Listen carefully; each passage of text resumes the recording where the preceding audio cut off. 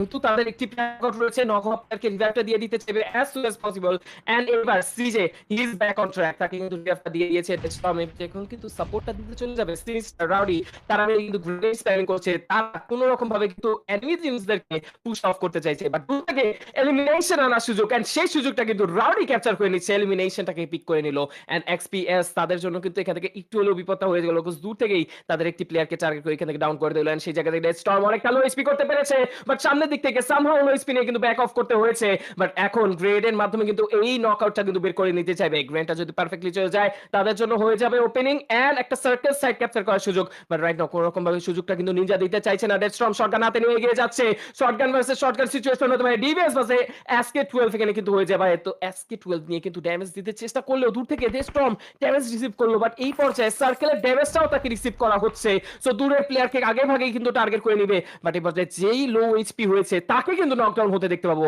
and he has been taken down by the circle but rowdy নিজেকে কিন্তু hill battle কুড়িয়ে কুড়িয়ে এগিয়ে নিতে চাইবে সেই জায়গা থেকে পিএক্স অ্যারো তারা ফলোকে আমরা দেখছিলাম এই মুহূর্তে সামি রিটনিক্স তারা কিন্তু আলাদা আলাদা পজিশনে আছেন তার মানে কি এওয়ান আরজি কে বা ইভেন কে এইচ স্পোর্টস কে আক্রমণের একটা চান্স থাকবে এবং যেটা বলছিলাম সেই কথা বলতে বলতে আক্রমণ কিন্তু হয়ে গেল রিটনিক্স তিনি কিন্তু এই মুহূর্তে পড়ে গিয়েছেন বিপদে ডেথ স্টর্ম তিনি এই মুহূর্তে কিন্তু সেই পয়েন্টটা কিন্তু দিয়ে দিলেন রিটনিক্স এই মুহূর্তে কিন্তু পয়েন্টটা নিয়ে নিয়েছেন দলের জন্য এই মুহূর্তে কি যাচ্ছেন হালাল এক্সেট্রন right now they have the 11 elimination points এবং এখান থেকে বাকি সবাইকে এলিমিনেট করতে পারলে তাহলে তো কোনো কথাই নেই জেনেসিস জেভিয়ার সামি এবং তার টিমের রিটনিক্স তাদেরকে দুজনকে ডাউন করতে পারলে তাহলে কিন্তু চান্সেসটা আরো কিছুটা বেড়ে যায় 6-9 আক্রমণ করলেন এখান থেকে বাট সেই আক্রমণে এখনো পর্যন্ত রেজাল্ট আসে নাই তিনি এই মুহূর্তে পানিতে কিন্তু কোনো রকমের লুকিয়েছিলেন বাট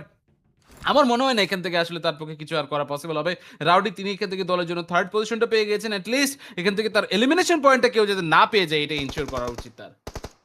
শেষ পর্যায়ে কিন্তু দেখতে পাচ্ছি কেইচ এর একটি সোলো প্লেয়ার রয়েছে ক্রোভাল he has been spotted and এইখান থেকে কিন্তু ডাইরেক্ট এলিমিনেট করা হলো তাকে সো লাস্ট প্লেয়ার রাউডি